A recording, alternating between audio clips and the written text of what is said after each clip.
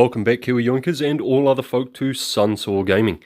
Today we are doing part 2 of Primetime Academy, and in this video we're basically going to cover some, and this is only some, of the trainers that Primetime Academy has, what they're capable of, and some of you have probably platooned with them already, got your assessments done, but for some of you that have not met these guys yet, here they are. So first up we have Sindin75 from the clan Nuke, driving the T57 Heavy. Now, Sindin's actually only running a 75% crew for this battle, and what Sindin does is just absolutely impressive, especially with a 75% crew. So we're just going to watch this battle play out. Sindin's going to make a move here. He's going to go straight for the middle of the map, which is a great spot to start off with for an autoloader. You can get out those first 3 shells into a lot of tanks that are not yet in cover, and it works out really well for you and your team if you can get those shots off, preferably without taking damage. So that's exactly what Sindin's going to try and do here. Pulling up, spots the Malshin, gets a nice shot into him. Unfortunately, does take 714 in return from another tank there. That is unfortunate, but that's just what happens. Now you can see what Sindin was doing there, lifting the turret and wiggling side to side. That's just changing the angles of your armor profile and hiding the hatches on the top of your tank. This can be done with the 57 Heavy and the likes of the Kranwagen, the Mill, those tanks. They all have the same similar thing. If you lift that turret back like that, you're going to basically bounce more shots and hide your weak points. Anyway, so Sindin's decided it's not worth staying out in the field and taking shots there. The T57 Heavy does not have the greatest of armors, and Sindin's just pushing here into B cap to start capping it, which is what you need to do on Supremacy. If you find the time to cap a base, cap a base. Sindin's still peeking around and looking for shots. Been lit up now. Hopefully one of the TDs over there does not shoot him and reset cap. But Sindin manages to get the base capture, which is amazing. That is a good effort, and it helps his team out a lot, especially since the enemy team had already gained cap C. Nice shot there into the grill 15. Now, just backing up on the reload, Sindin is doing the right thing. Unfortunately, this K91 has just come around the corner. Nice bounce there from Sindin, and Sindin is now in a safe location with all 3 shells almost fully reloaded. So popping out there, able to get a nice shot into the K91, taking off its tracks.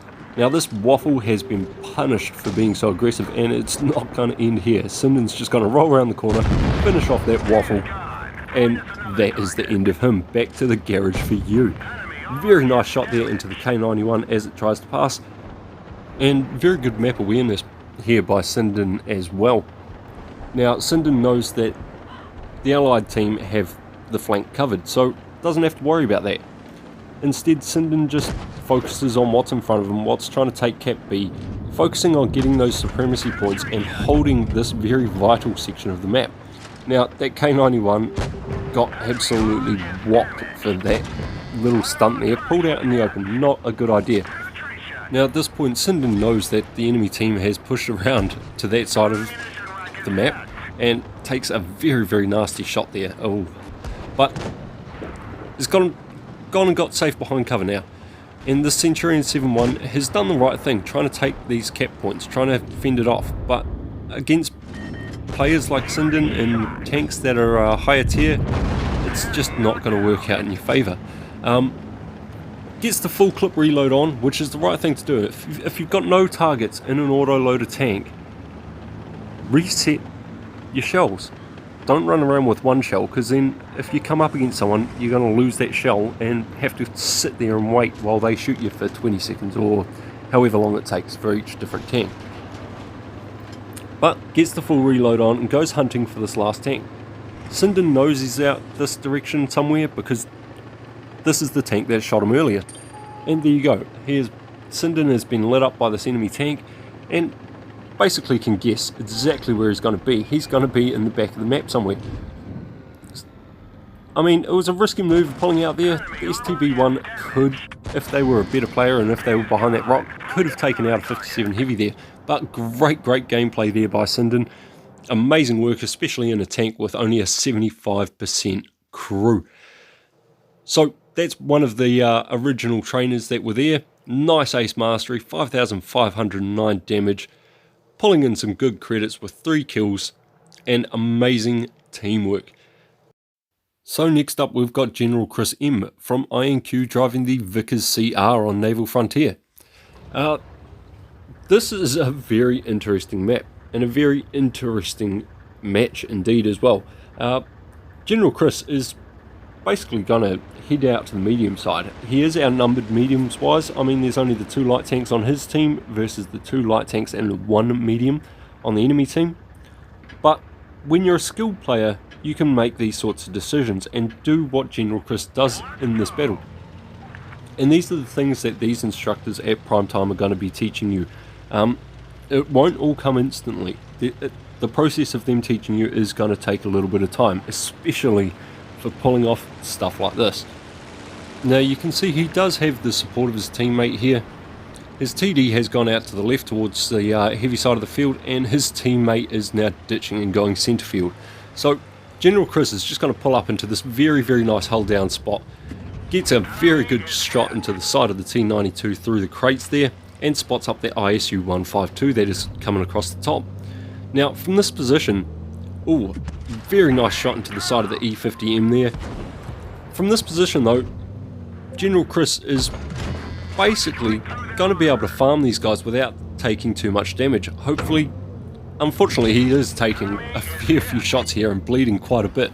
But most of the time, if you're doing this sort of maneuver and you're in here, you're going to bait those shots out of them. If the enemy is using an auto aim, they'll fluff their shots, they'll send them into the dirt, they'll miss your tank by going over the top, or they'll hit the gun mantlet, which will also help you bounce. Now General Chris notices that the enemy team was starting to push up, gets a very nice shot into the Batchelion's front track wheel there, stops him, makes him miss his shell, and this is where it starts to get really interesting. He pushes in towards the E50M, gets a very nice shot into him, and that little wiggle he done there as he was driving forward actually made the M50M bounce his shot off of his gun mantlet. So that worked out really, really well. He turns around, he gets the shot into this T92 E1, and I don't know why that Batchellion did not come over the top, I mean under the pass, with that T92. If he did, this would have been a whole different battle for that team. But they came in one at a time, so you guys need to avoid doing that. And again, these guys like General Chris M are going to show you how to best pull that off. Great kill there, and even General Chris realises how lucky he got. How am I still alive, he says. And to be honest, man, you shouldn't be. You should not be alive. I don't even know. I've got no words. Anyway, pulling over, gets a very, very nice shot here into the side of the cannon. I don't even know how to pronounce that. The cannon. Anyway, the new tank that will be coming out. So that tester has just been shot out of the game. Back to the garage for him. Now you can see General Chris M, here's one shot, and he's just going to use his speed and mobility to catch up and try and assist his team. Gets a snapshot off there, but it does miss. His teammate picks up the kill. Now instead of pulling straight over the top of the ridge, General Chris does the right thing. Hooks off to the right, sorry. Gets himself safe, doesn't take the hit from the TD. That's going to help your survival rate, just small things like that. And these guys will point out your mistakes in battle and teach you how to change them so as you make better decisions, just like Chris did in that match. I mean, a lot of players there, including myself, probably would have gone straight over that ridge and gotten shot. Survival rate will drop. Next up, we have Savage Girl from Purple, driving the FV215B. Now, like I say, these are only some of the instructors that were originally around when Prime Time first started. There are a lot more instructors now. We've got, I've actually lost count of how many we've got for the NA server, instructor wise, but there is a lot more than what we started with when I released the first video, when Darren released the first video as well. So we've got heaps of instructors now for the North American server. Still, if you're a good player and you want to help other people learn, always come across and say hi to these guys and talk to them and become an instructor. If you're not a good player, join up, get training from these guys. This is knowledge that you're just not going to pick up as quick on your own.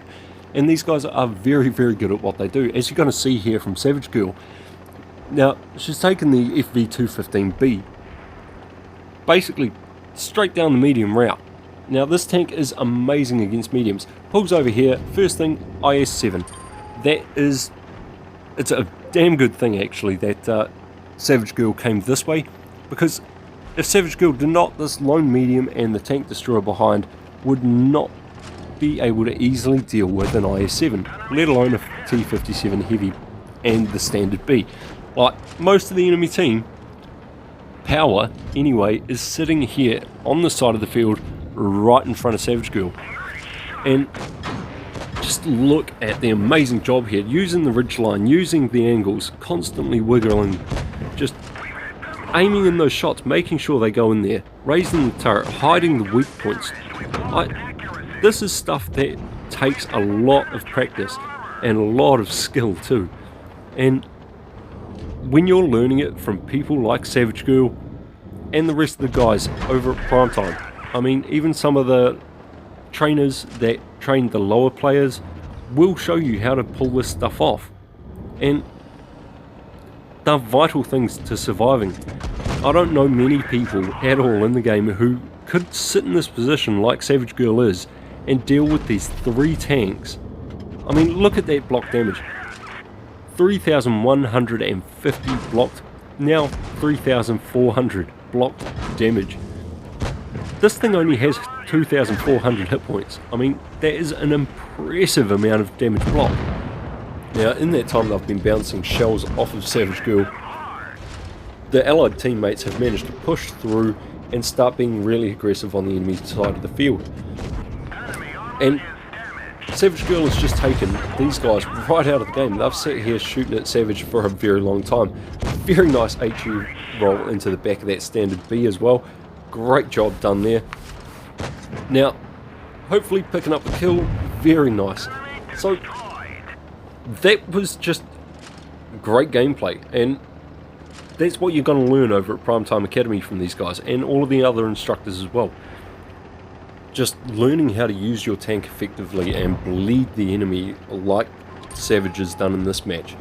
And keeping your hit points for as long as you can, knowing your tank, knowing how to use it. And there you go, another blocked shell. That's pulling back at the right time. If Savage had pulled forward any further there, that shot would have gone through. You'll notice the wiggle that's happening here as well, as Savage is pulling back, getting that wiggle on, changing the armor profile, keeping it constantly moving, aiming for the tracks and getting around solo TDs. This guy was absolutely silly to pull in. His best bet would have been staying behind the ridgeline where he had team cover and using damage for distance. Like in a non-turreted TD, if you're just pushing like that, you're setting yourself up for failure. And these are all things that all of the trainers over at Primetime Academy will point out to you with your own gameplay if you make those mistakes, and help you progress to become a better player overall. Oh, very unfortunate shot there, going right in between the Kranwagen's turret and the hull. And unfortunately gets out the way before Savage manages to get the reload on and then takes the tracks. Oh, that is a very lucky Kran and some very unlucky RNG to end off an amazing match there by Savage. So that's another one of the Primetime Academy's trainers, Savage Girl from Purple. 5,500 damage blocked, 6,000 damage dealt, ace mastery, very nice match, very well played. Thank you for sending that in, Savage. Now, on to our next match. We have Captain Harlock, again from the Clan Purple. Now, I do apologise, Harlock, I do apologise. We had so many other different matches that I could have shown today, and a lot of them were better than this match. But just how long you survive in the middle of this map, and your team awareness, your situational awareness, and basically your overall knowledge of where the enemy positioning is in this game is just absolutely amazing. So even though it wasn't one of the better damage games or anything that we had played together, this does show everybody out there who is looking for training just the kind of awareness, the kind of map awareness that these guys over at Primetime Academy have, and they can teach you how to use it too. Great shot into the Kranwagen there. I actually hit him at the same time, so I wasn't sure which one of us done the damage. It wasn't until I watched this replay I realised it was you that took the damage on that one, and my shot done absolutely nothing to him. Now, Captain Harlock is an absolute beast on the battlefield. Just watching this replay, seeing this map awareness, like the Jagdpanzer E100, a lot of players out there would not have noticed him straight away until they'd taken a shot in the side. Now, T110E5 just keeps fluffing his shots, and that's working out in his favour, because every single time this T110E5 pulls up, he gets shot by a teammate that has crossfire on him. And that is exactly what Captain Harlock is doing in this position. He is lighting up all of the enemy team that he possibly can and creating a good cross shot. Because we've got such good coverage from our team on this map, we should be winning this big time. Now, Captain Harlock has done an amazing job here. It is now 2 minutes down into the game and he still hasn't lost any hit points. Now, noticing that the enemy team is heavily out to the other side of the map there, he does take a very quick reposition onto the other side of the field, on the other side of this hill, and it pays off for him. Unfortunately, the T110E5 does manage to pull up there and get a shot into Harlock, but this is all going to change very, very shortly. Our team over on the right hand side of the map there, they are not doing too well at all, and on this left hand side it's basically only me and Captain Harlock and this guy down the bottom. Moving too quick there with your camera, Harlock, slow it down. Anyway, Captain Harlock does push over into this T110E5, getting out as much of his clip as he can. Unfortunately, he did bounce one of those shots, but he does have support from his teammate in the Kranwagen there, as well as myself, who is pulling around on the outside. But this T110E5, he's a bit tunnel visioned on Harlock at the moment. He has pushed him very aggressively, and in a moment I'm just going to track him just to give Harlock that time to get around. And things like these kind of team gameplay tactics are also things that these guys will teach you in Primetime Academy. But that awareness was the main thing I wanted to point out there. Captain Harlock pushed over that hill at the right times. Both times he's repositioned, he's done it to avoid taking unnecessary damage. And so as he can trade HP more efficiently, take more of theirs and give less of his. So it's that reposition, that map awareness, and the knowledge of where the team is going to be. Like that Batchat kind of snuck up on him a little bit there. But he does manage to get a nice bounce off of him, and he's now got his own shells that he can put in. Hopefully he can get one more into him before he backs off. Gets a very nice track shot as well, which probably saves him a bit there. Now this FB is pulling around the corner. It's not the tank you want shooting at you, and unfortunately hits the dirt. Now I'm currently working on the Kranwagen and other tanks over the other side. Now Captain Harlock's role within the Primetime Academy as an instructor differs slightly compared to most of the other instructors out there. Captain Harlock actually, very nice shot into the Batchat. Captain Harlock actually focuses on training people for tournaments, how to play in tournaments, how to act in tournaments, and just general gameplay for tournaments. Since there is a massive difference between tournaments and pub matches, Harlock is dedicated to basically helping the players that want to learn how to be better in tournament situations. Now unfortunately this match that we are on here, I've just been cleared out. Harlock's the last one alive, and he is not going to last too much longer. If I didn't die there, because I did get a bit greedy, I peeked out to try and get another shot into the FV and got cleared by the Kranwagen. If that had not happened, I reckon myself and Harlock probably could have won that match. Now it gets 3,423 damage. Between us we've got almost 7,000 damage.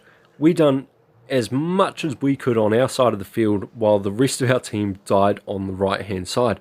So unfortunate match there, but it goes to show you what we have to offer at prime time in the way of training. We can show you how to do those team maneuvers and map awareness most of all. Now this last one, we've got Dead Rail and we've got both Fated Reversal and BMORs. Now this video, I'm sorry, I do not have a PC yet, so I do not have the panning options that I would prefer for this sort of video. So you're just going to have to deal with me as we chop and change between both of these players during this one match. Now we've got Fated Reversal in the Chimera Phantom and we've got BMORs in the T57-3, both very high alpha mediums. They have come out to the medium side of the field. They do have their third medium with them and a tank destroyer pulling up. Now this T71 has pulled far too far forward for the enemy lineup that he's stacked against. That was a very dangerous move on his part and he does get damaged for it.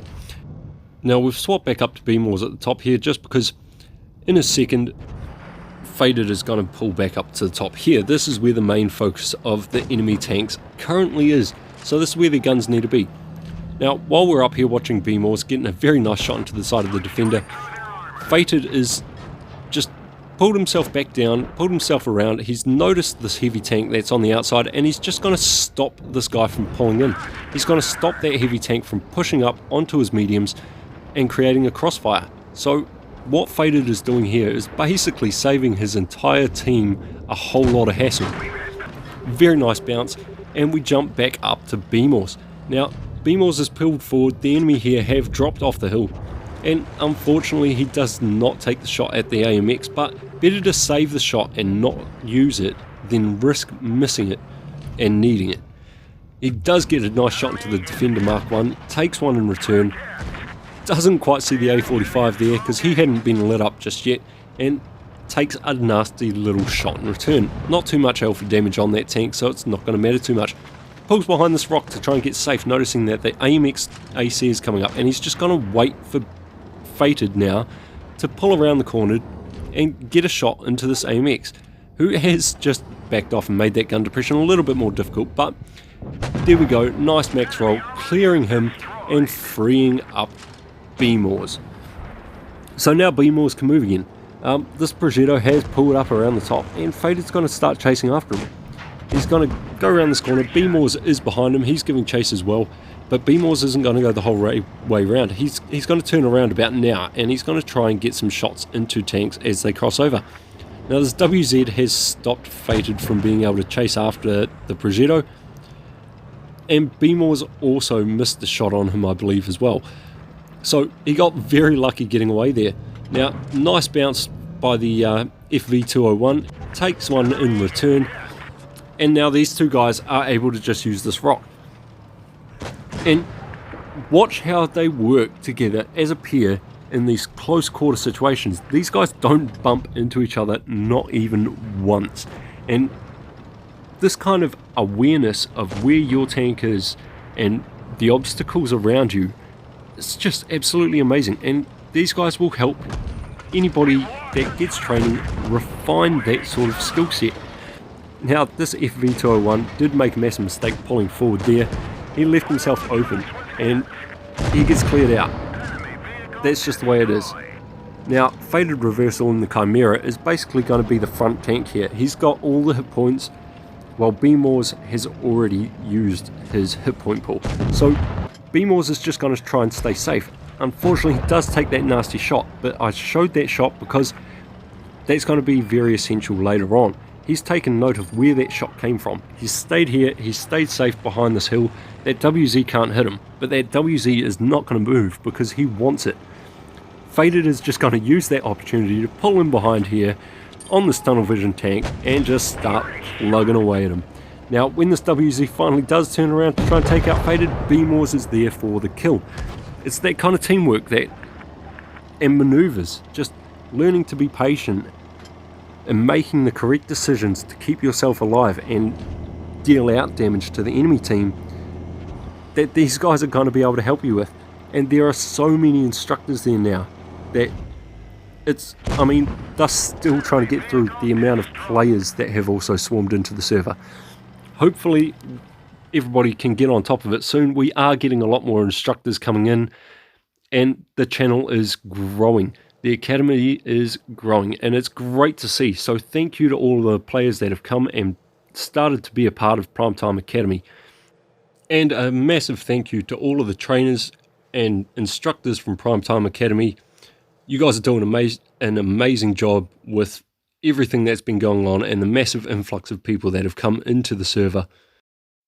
Don't forget, guys, go and sub to the Primetime Academy's YouTube. They do have one up. It's not being used as of yet, but it will, and it will be useful for you.